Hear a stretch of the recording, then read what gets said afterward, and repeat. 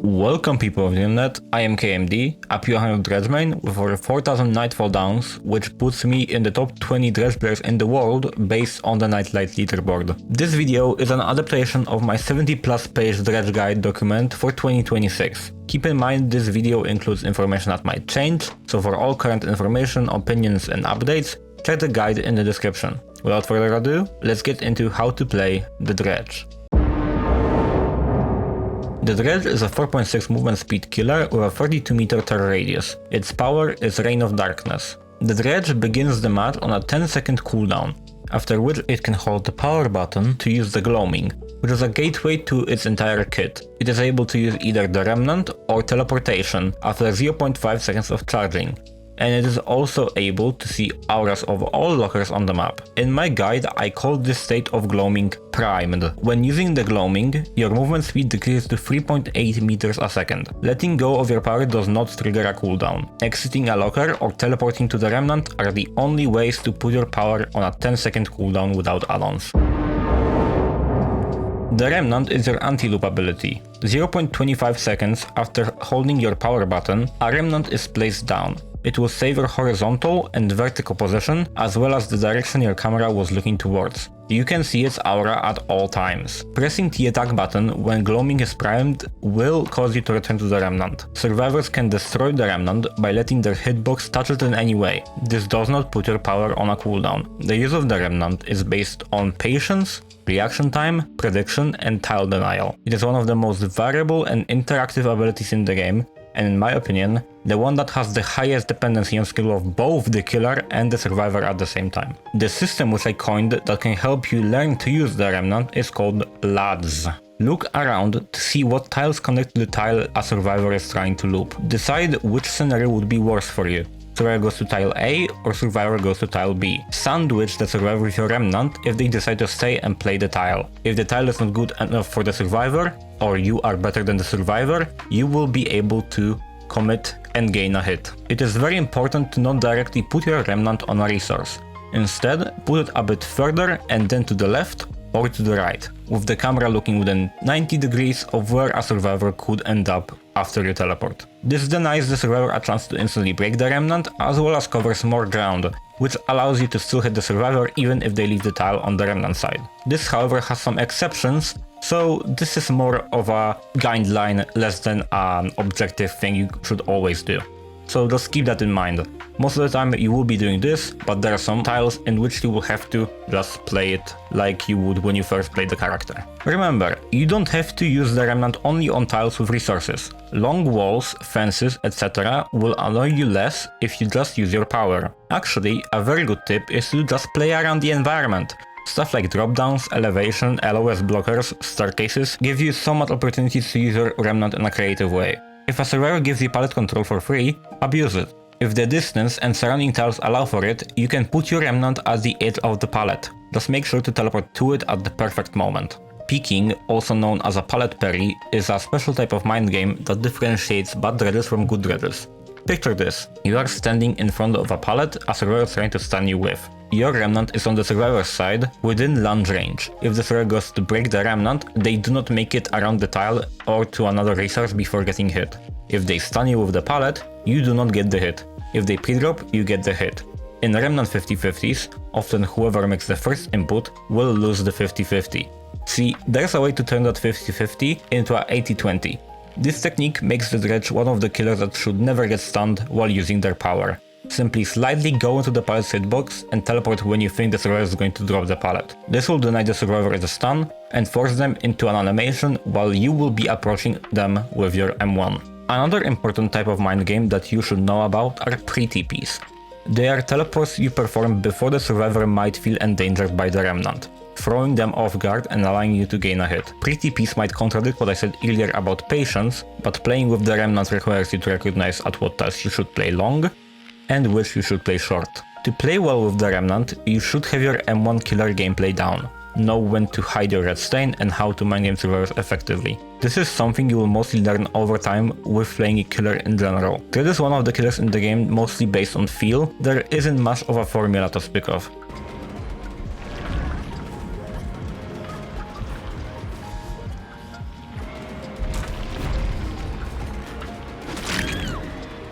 Perks and add-ons might help you land with prediction and 50/50s though. Some examples of helpful loadout options on Dredge are Follower's Cowl, Zanshin Tactics, Eyemall Ears, Predator, and Thwack. A very important habit to get down is accepting that you can, and often even should, let go of your Remnant, and even use them without intent of teleporting.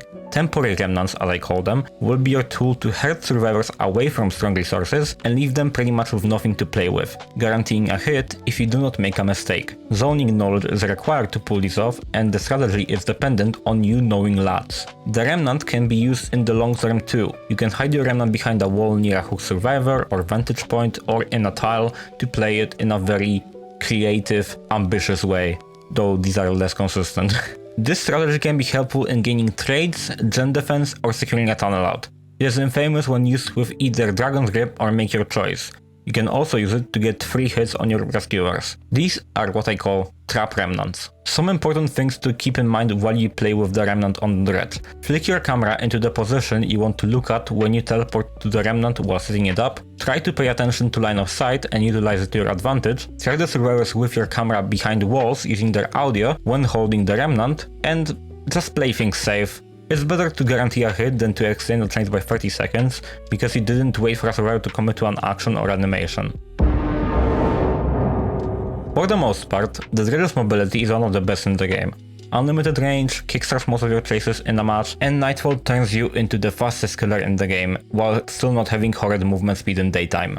It is used to begin chases, engage and interrupt survivors, and access vantage points like generators or gates. Most of the time, you will not be using more than 2 teleportation tokens with 1 teleport, with the only exceptions often being finding the first chase, hatch, or survivor with killer instinct during Nightfall. There's one queue to teleportation for survivors that you can actually deal with and mitigate. When the Dredge finishes teleporting to a locker, a loud smash sound plays. This will give survivors time to run away. To counter it, whenever you're 100% sure that wherever you're teleporting a survivor will be, spam your exit button to get out of the locker as soon as possible. Unless they know the other queue, which I will talk about in the Counterplay section, they will lose a lot of distance and either give you a free hit or waste a resource. While you teleport, keep in mind you can actively hear everything around you, including generator sounds, healing, injured survivors, and the hatch. Sometimes you can also see glowing survivor charms, because charms are of course always bugged in this game for some reason. Remember that if you are not busy with something, you should always break locks on the lockers to save time later when you desperately need to hop out of the locker. Trust me, it saved me so many times. If 2 lockers are next to each other very closely, they're considered a locker cluster. In a locker cluster, no matter which locker you actually want to teleport, a priority system will put you in a locker with a survivor inside, then to a locker with a lock on it if there's no survivor in either of the lockers. If 2 lockers are highlighted when you aim at them, they're a locker cluster. If survivors lock both lockers in a cluster, break both of the locks. The survivors are misplaying, abuse it. Contrary to popular belief, you actually can use teleport as a chase tool in daytime, but it's not in a way you would expect.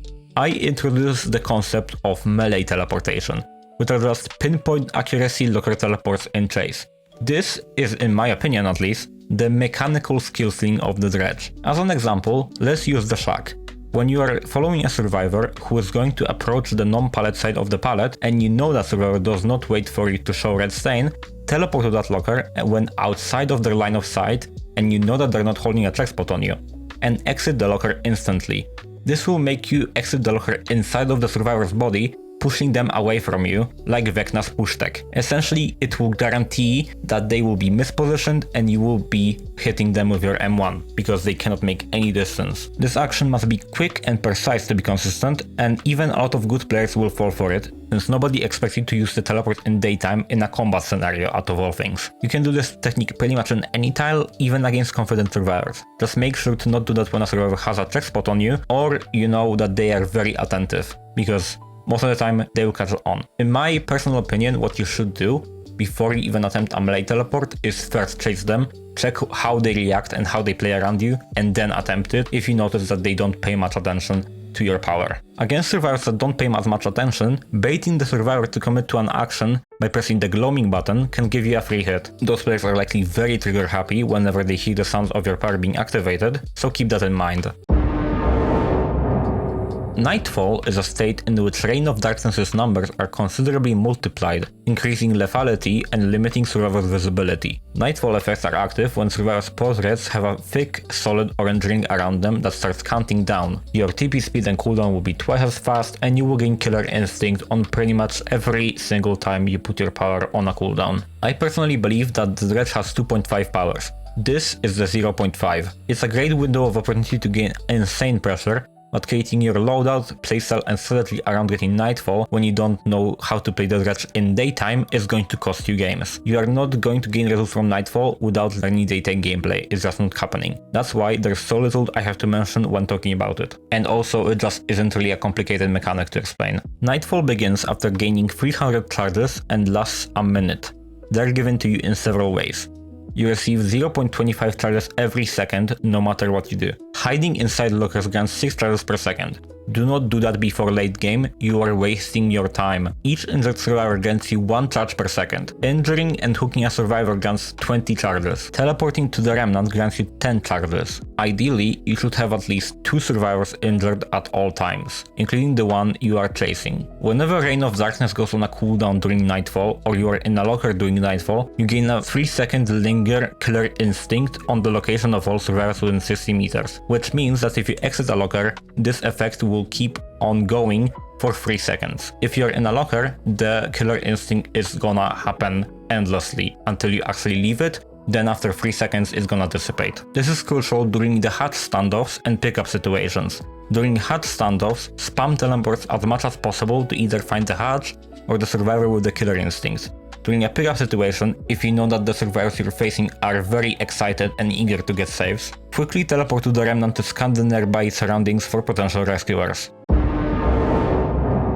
The playstyle of the Dredge varies depending on your experience and goal when playing the game.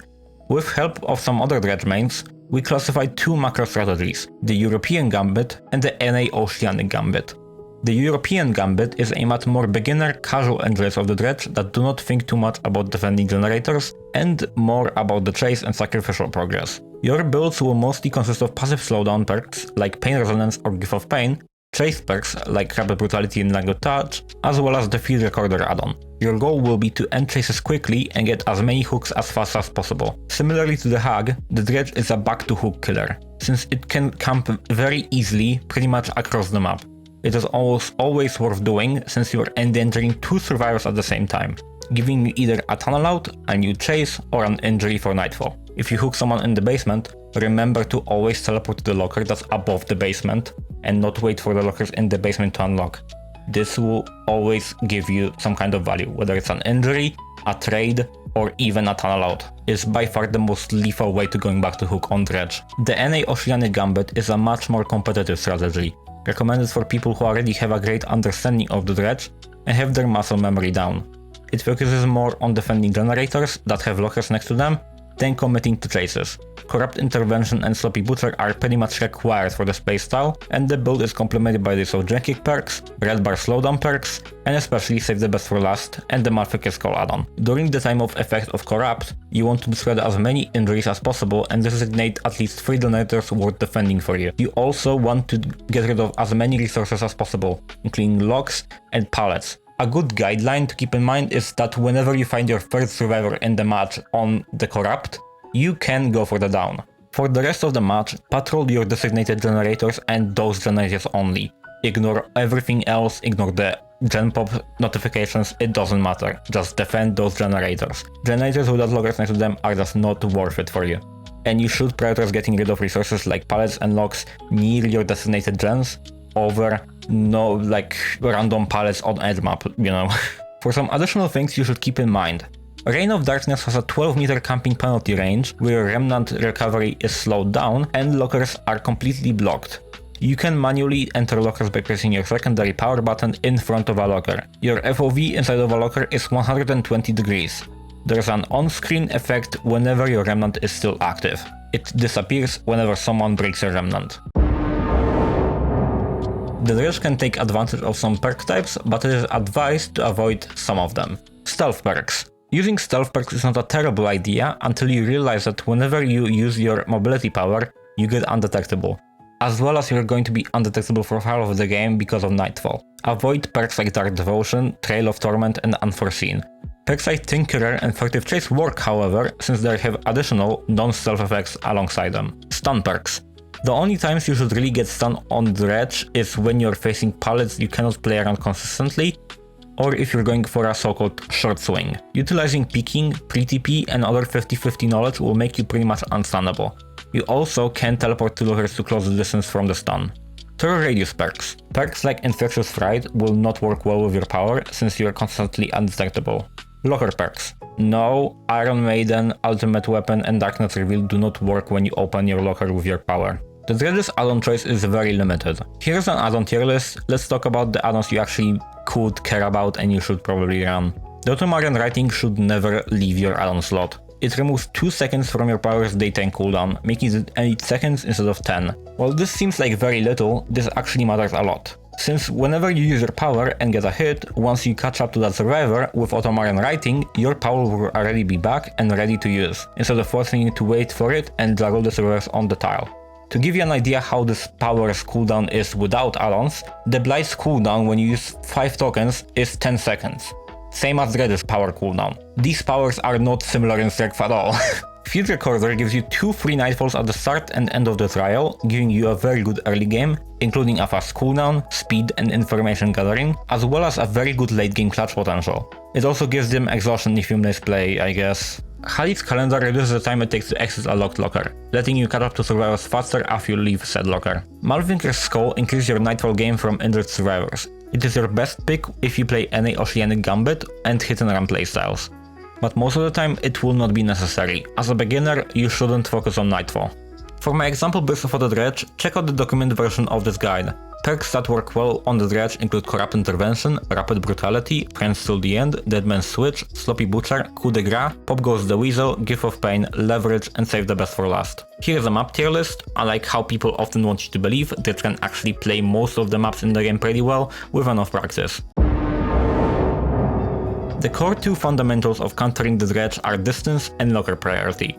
The best way to counter Dredge is to avoid it. A good Dredge will use the Remnant in a way that will force you to mind game it or play a 50-50. They will know which tiles they have a harder time at, so they will force you away from those tiles. Whenever possible, run to the better tile, pre-run and stealth. Do not hold W from a tile for the sake of it, you will give them a free hit. Whenever you see locker door slightly twitching, the Dredge is teleporting to that locker. Do not interact with it at all, just run away. Do not lock both of the lockers in a locker cluster. To differentiate a locker cluster from just 2 lockers standing next to each other, check how much of a distance it is between them. You will notice that if the distance is big enough that a survivor can fit between those lockers, it is not a cluster. It may be a bit smaller, and sometimes a survivor may not fit inside, but sometimes it still isn't a locker cluster. To be a locker cluster, the lockers have to be very close to each other, that there's only a little hole between the 2 lockers. You have 10 seconds at the start of the match to lock lockers without immediate danger of getting grabbed, since the killer's power is on cooldown. After early game, try not to lock lockers unless you know what the killer is doing, so for example, chasing, carrying someone to a hook, kicking a pallet or a generator. When the last generator is about to be completed, make sure someone pre-runs gaze to lock lockers next to them. During Nightfall, stay 60 meters away from the Remnant and lockers do not get spotted using Killer Instinct. When forced to mind beam the Remnant, be unpredictable. Change directions, juke several times, break Remnant when unexpected, don't break Remnant when unexpected so the killer is forced to flick their mouse. Listen to audio while looping, just be confident in your movement. Break the killer's Remnant when your teammates are getting chased to help them out. You cannot flashlight save a power grab out of lockers, but you can hit a flashbang save. Whenever the survivor's name starts turning from red to white, that's when you drop the firecracker or flashbang in front of the locker.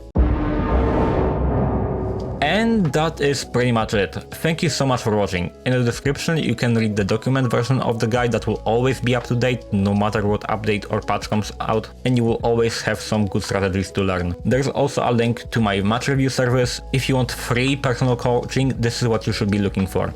This video took a long time to create, so I would really appreciate if you liked, subscribed and hype this video up to help its growth. Remember that I regularly stream on Twitch, so if you have any questions or just want to see me play Dredge, make sure to check it out. I've been KMD, and I'll see you in the next one. Goodbye, Internet.